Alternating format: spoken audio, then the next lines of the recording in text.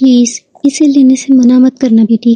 وہ اس کی سوال کرتی انکار کرتی نگاہوں میں دیکھے بنا کہہ رہی تھی، آنٹی میں یہ وہ اصرار کرنا چاہتی تھی، نفی کرنا چاہتی تھی۔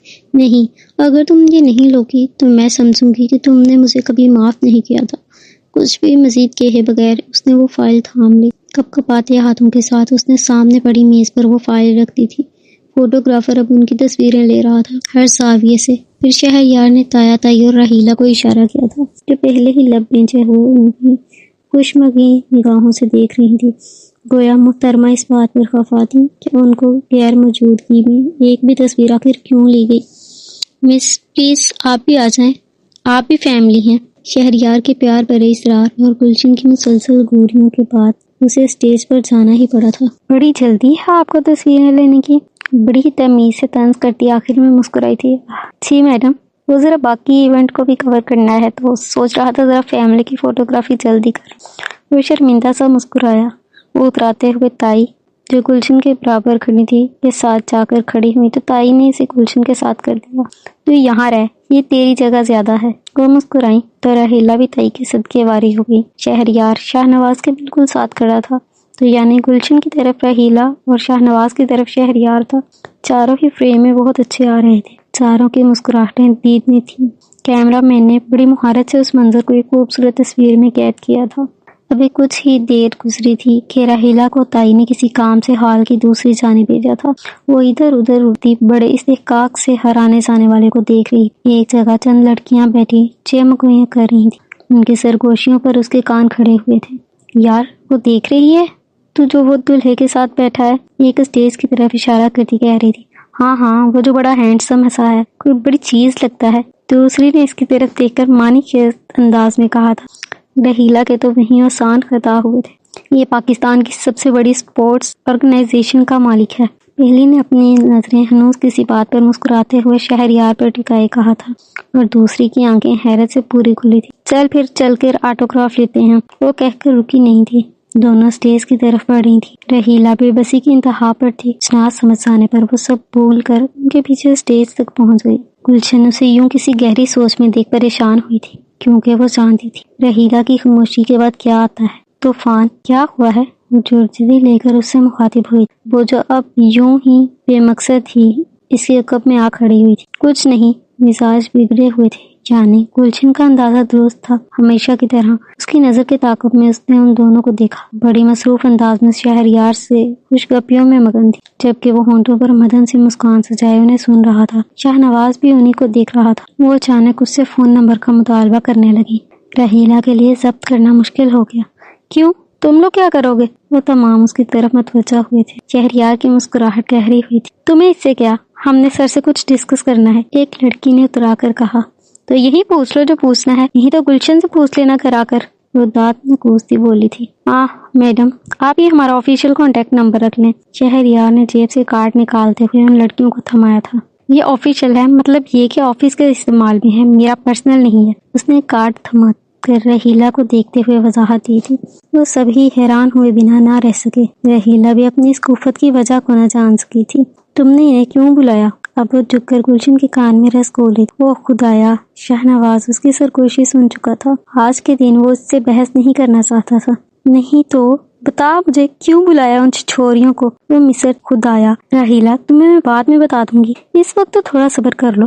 میں نے نہیں بلایا یار، یہ ابا کے دوستوں کی بیٹیاں ہیں، تمہیں تو پتا ہے، وہ منت امیز لہجے میں بولی تھی۔ جانتی تھی وہ اب سارے حساب لے کر وہاں سے جائے گی۔ آج کے تو دن رہنے دینا راحیلہ، خاص نے بھی منت کی تھی۔ ہیں نہ میرے دلہے بھیا، تم آج یوں سج دھج کر میری منتیں کرتے اچھے نہیں لگتے۔ وہ اپنی حیرت پر قابو پاتے ہوئے بڑی خوشی سے بولی تھی۔ گلشن کو بھی ہنسی آئی تھی۔ پھر ایک دم راحیلہ کی نگاہ ہال کے انٹرنس پر پڑی اور وہ اٹھتی ہوئے اسٹیج سے اتری تھی۔ میں کسی کو تم لوگوں سے ملوانا چاہتی ہوں۔ کس سے؟ اسٹیج پر اس وقت شاہ نواز اور گلشن کے علاوہ کوئی نہ تھا۔ شہریار بھی مہمانوں میں جا چکا تھا اور اب ممی کے ساتھ خوش گپیوں میں مگن تھا۔ اللہ خیر ہی رکھے۔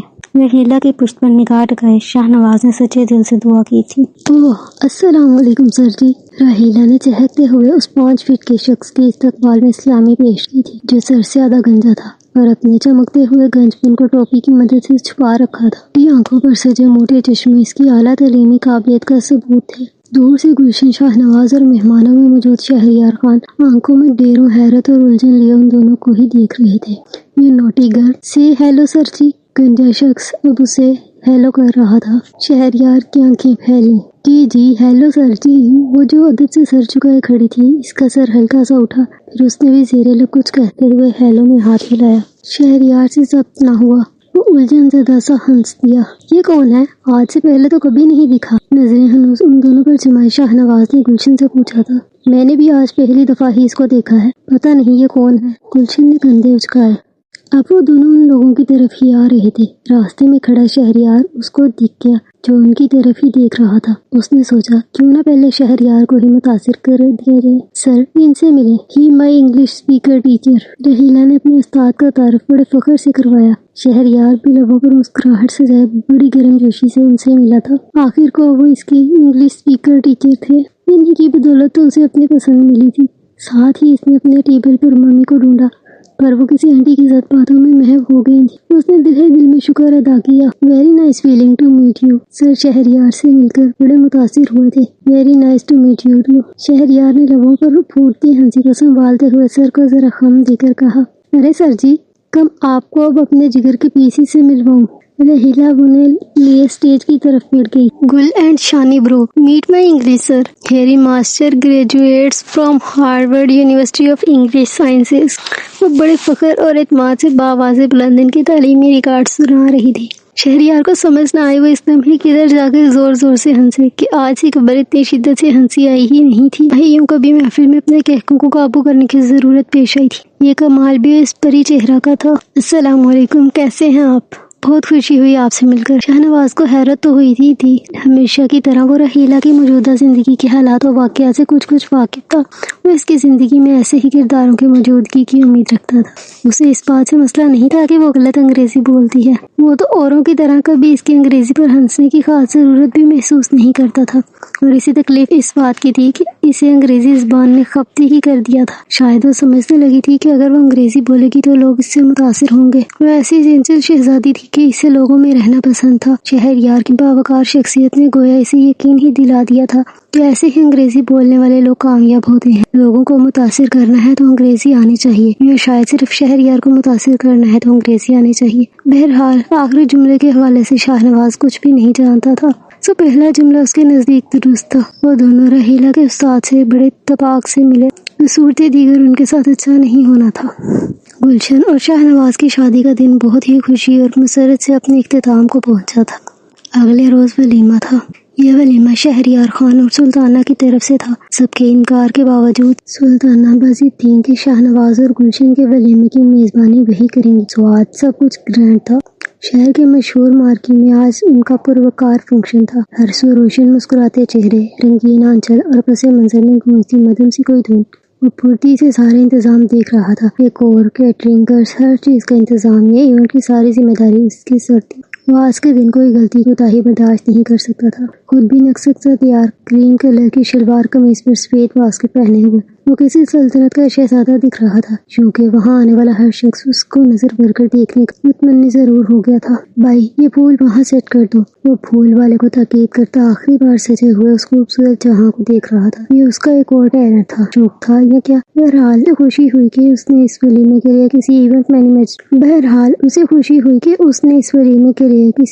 مینیجر کی بجائے خود اس پر محنت کی تھی، اور وہ حیران ہوا تھا کہ اس نے تو رسک لیا تھا مگر وہ کامیاب ہو گیا تھا۔ وہ کیوں نہ ہوتا؟ وہ شہریار خان تھا، رسک دینا آتے تھے اسے۔ وہ خود کو آزماتا رہتا تھا، اور حیرت انگیز طور پر ہمیشہ کامیابی اس کا مقدر بنتی تھی۔ شرط یہ تھی کہ وہ دل لگا کے کام کرے۔ اس کام میں دل نہیں لگتا تھا وہ کام کرتا بھی نہیں تھا۔ ممی بہت خوش ہوں گی، وہ سوچ کر مسکراتا ہوا پلٹا تھا کہ اس نے ان تینوں کو ایک ساتھ جلوہ گر ہوتے دیکھ، دلہا، دلہن اور ان کی پکی والی سہیلی۔ وہ سوچ کر ہی محفوظ ہو رہا تھا کہ جب اسے یہ علم ہوگا کہ یہ ایونٹ شہریار نے مینج کیا ہے، اس کے تاثرات کیا ہوں گے۔ اور حسب توقع اس کا دل خوشی سے جھوم اٹھا تھا جب ان تینوں نے مارکی کے چاروں اور تعشی نظر دوڑائی تھی۔ گلشن اور رحیلہ کی نگاہ اس حسین اسٹیج سے ہٹ ہی نہیں رہی تھی۔ ہائے اللہ، یہ تو ترکی لگ رہا ہے، میں کہیں ترکی تو نہیں آ گئی؟ رحیلہ اپنے پیستہ مکسی کے کونے دونوں ہاتھوں سے پکڑے گول گول گھوم رہی تھی۔ وہ اس سے نگاہیں نہ ہٹا سکا۔ گلشن اور شاہنواز کو بھی اس لمحے اس بات سے کوئی سروکار نہیں تھا کہ رحیلہ کیا کر رہی ہے۔ کیا کہہ رہی ہے اور جو کہہ رہی ہے وہ کہنے والی بات ہے بھی یا نہیں، یا جو کر رہی ہے وہ کرنے والا کام ہے بھی یا نہیں، کیونکہ وہ اس وقت خود بھی سحر زدہ لگ رہے تھے۔ وہ ان کے استقبال میں چلتا ہوا ان کی طرف بڑھے۔ رحیلہ نے گھومنے کے دوران ہی اسے اپنی طرف آتا دیکھا تھا اور وہ ٹھٹک گئی تھی۔ وہ شخص اس لباس میں کتنا شاندار دکھ رہا تھا، اس کی شخصیت کو نمایاں کرتا وہ لباس۔ وہ ٹھہر کر اس منظر کو دیکھنا چاہتی تھی۔ وہ اس کی آنکھوں میں دیکھتا قریب آیا اور شاہ نواز کو گلے لگا لیا۔ رحیلہ کا دل زور سے دھڑکا تھا، چہرہ سرخ پڑا تھا۔ اس نے اپنے چہرے پر ہاتھ رکھا، اسے ٹھنڈے پسینے آ رہے۔ ہائے اللہ، یہ سب کیا ہے؟ اس نے سرگوشی کی تھی، بے یقینی سے اپنے پوروں پر چمکتے ننھے قطرے دیکھ واقعی پھر چونک کر اس نے اپنے ارد گرد دیکھا۔ وہ تینوں آپس میں خوش گپیوں میں مصروف۔ ست شکر۔ شہریار مسلسل اس کے چہرے کے بدلتے تاثرات دیکھ رہا تھا۔ ظاہر وہ شاہ نواز اور گلشن کے ساتھ باتوں میں مصروف تھا، مگر اس کی خاص توجہ کا مرکز آج صرف اور صرف وہی تھی۔ کیسی ہیں آپ مس راحیلہ؟ شہریار نے اسے اپنی طرف دیکھتے پا کر نرمی سے پوچھا۔ جی ٹھیک۔ نہ جانے کیا ہوا تھا، وہ اسے کوئی پہلی دفعہ الجھے ہوئی تھی۔ گلشن نے بھی یہ چیز نوٹس کی تھی۔ تھوڑی دیر پہلے تک تو بالکل ٹھیک تھی۔ راحیلہ، تمہیں پتا ہے یہ ساری سجاوٹ کس نے کی ہے؟ گلشن سر جھٹک کر اسے بڑی خوشی سے بتانے لگی۔ کس نے؟ وہ اپنی پچھلی کیفیت کے زیر اثر بولی تھی۔ ارے شہریار سر، اور بھلا کس کا اتنا اچھا ڈیکور سینس ہو سکتا ہے؟ وہ بڑے وثوق سے بولی۔ سر جی، یہ آپ نے سجایا ہے؟ رحیلہ کو کچھ لمحے لگے خود کو نارمل کرنے میں۔ اب وہ ٹھیک تھی اور اسی شوق انداز میں اس نے اپنے ارد گرد دیکھتے ہی شہریار سے پوچھا تھا۔ جی مس، میں یہ سارے کام بھی کر لیتا ہوں۔ مانی کی مسکراہٹ سے جائے بولا تھا، آنکھوں سے شرارت صاف جھلک رہی تھی۔ رحیلہ نے اعتراف کا بغور جائزہ لیتے ہوئے ہاتھ ہلایا۔ واہ، کمال کر دیا، جتنا بھی دیکھ لو دل نہیں بھرتا۔ وہ کسی سحر کے زیر اثر بولی تھی۔ میرا بھی۔ شہریار اسے ہنوز دیکھتے ہوئے ہولے سے بولی۔ جی؟ رحیلہ نے سوالیہ نظروں سے اسے دیکھا۔ کچھ نہیں، آپ لوگ انجوائے کریں پلیز۔ وہ کہتا ہوا اپنی غفلت پر خود کی سرزنش کرتا وہاں سے چلا گیا تھا، جبکہ گلشن اس کی پوچھ پر نظریں ٹکائے کافی دیر تک وہیں کھڑی رہی۔ تھوڑی دیر تک پوری مارکی مہمانوں سے کھچاکھچ بھر گئی۔ مہمان زیادہ نہیں تھے، شاہ نواز کی طرف سے کچھ قریبی رشتہ دار اور دوست، اور اسی طرح شہر کے بھی کچھ قریبی دوست احباب ہی شامل ہوئے تھے۔ دلہا اور دلہن بہت خوش دکھ رہے تھے۔ ان کی زندگی کی کتاب کا ایک باب ختم ہو گیا تھا۔ وہ تنہائیاں، وہ اکیلا پن، کسی راز کی پاسداری میں کئی خوشگوار لمحے یوں ہی گزار دینا، وہ ہم سفر ہو کر بھی ہمسری نہ کرنا، اور ہائے وہ کم سنی کے روگ، سب کچھ اختتام پذیر ہوا تھا۔ اور اب اس اندھیرے سے نکل کر آج ان دونوں کو اپنے اپنے حصے کی روشنی مل گئی تھی۔ انہوں نے ایک دوسرے کو بھی حاصل کر لیا اور اپنے خوابوں کو بھی۔ میں ایک بات سوچ رہی ہوں اور مجھے ٹینشن ہو رہی ہے، وہ لب کاٹتے ہوئے بولی۔ کیا؟ شاہ نواز جو مہمانوں کی طرف دیکھ رہا تھا چونکا۔ یہی کہ مجھے تمہارے کیچڑ زدہ کپڑے فرض سمجھ کر دھونے ہوں گے۔ وہ اس کی بات پر پوڑا مڑا اور اسے زخمی نگاہوں سے دیکھا۔ کتنی ظالم ہو تم، میں پچھلے کتنے ماہ سے تمہارا خیال رکھ رہا ہوں، اور اس کا صلہ تم مجھے یہ دے رہی ہو کہ تم مجھے آج ہمارے ولیمے پر یہ کہہ رہی ہو کہ تم میرا کوئی کام نہیں کرو گی، اگر کرو گی بھی تو یہ تمہارے لیے بوجھ ہوگا۔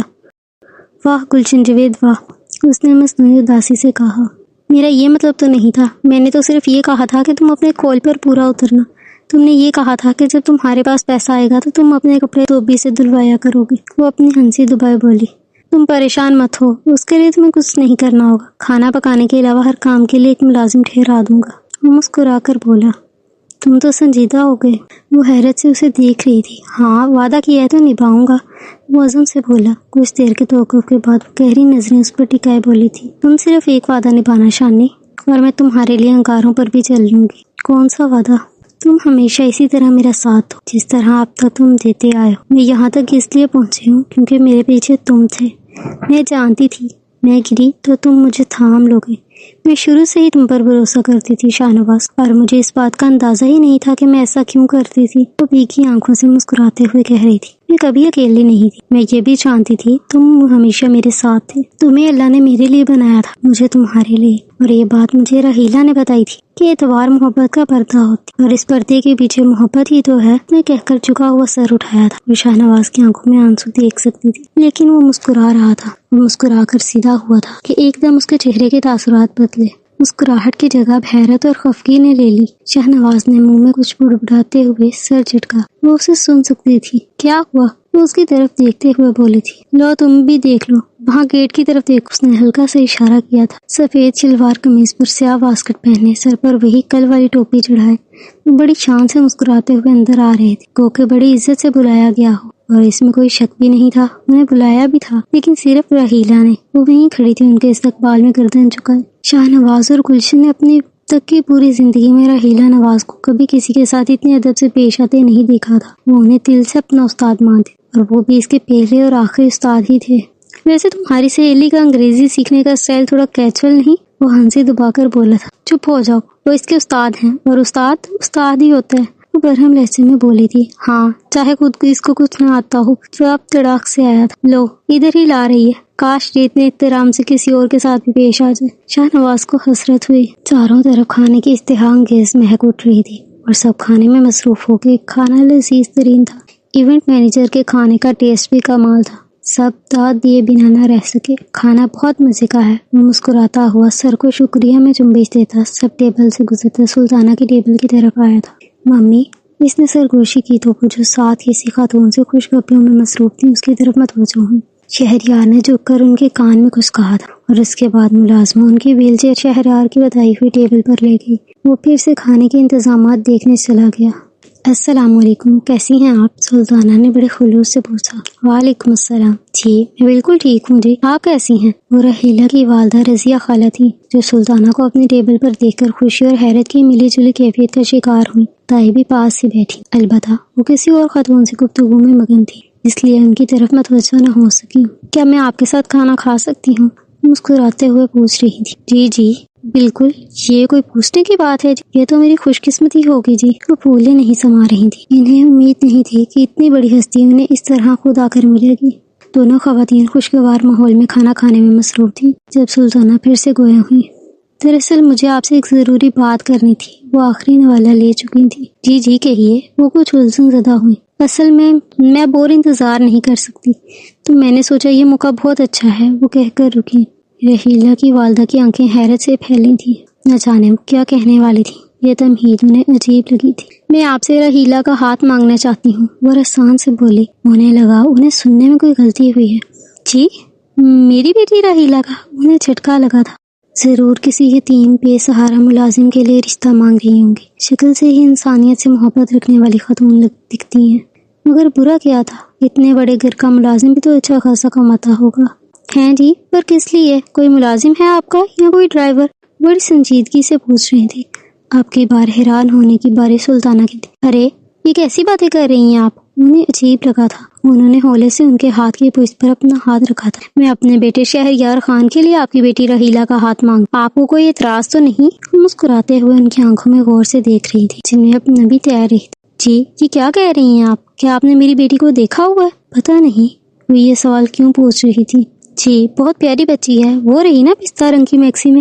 وہ وہی تھی۔ ایک ہاتھ میں پلیٹ تھامے اور دوسری سے کسی بیرے کو کوئی تاکید کرتی ہوئی وہ آگے بڑھی۔ بیرا پیچھے منہ بسورے کھڑا تھا۔ لاپرواہ سے ہنستے ہوئے کسی سہیلی کو دور سے پہچان کر ہاتھ سے اشارہ کرتی کھلکھلا اٹھی تھی اور پھر یوں ہی گلشن اور شاہنواز کی طرف توڑ لگا دی۔ کئی رنگ بکھرے ہوئے تھے اور وہ خود بھی رنگوں جیسی تھی۔ جہاں جاتی تھی وہاں اپنا ایک رنگ چھوڑ دیتی تھی۔ ہر محفل کی جان تھی، ہر خاموشی کی آواز تھی۔ وہ رحیلہ نواز جو نہ خود روتی تھی نہ کسی اور کو روتا دیکھ سکتی تھی، اور یہی اس کی سب سے خاص بات تھی۔ آنکھوں میں ڈیروں محبتیں لیے اس کی ماں سے دیکھ رہی، آنکھوں کے کنارے بھیگنے لگے تھے۔ وہ منگنی کے ٹوٹنے کے بعد سے اس کے لیے بہت پریشان رہتی تھی اور اکثر ہی وہ انہیں کہیں نہ کہیں بیٹھے روتا دیکھ لیتی تھی۔ تجھے اندازہ نہیں ہے کہ جس لڑکی کی منگنی ٹوٹ جاتی ہے اس کے بارے میں کیسی کیسی باتیں کرتے ہیں لوگ، کہ یہ بد نصیب ہے، اس کی قسمت خراب ہے، اور بھی بہت کچھ۔ وہ رندی ہوئی آواز میں اسے بتا رہی۔ تو اماں تو ان کو بولا کر کہ میں بد نصیب ہوں یا خوش نصیب، ان کے گھر سے نہیں کھاتی۔ اور یہ بات یاد رکھنا اماں، میرا نصیب بہت خوبصورت ہے،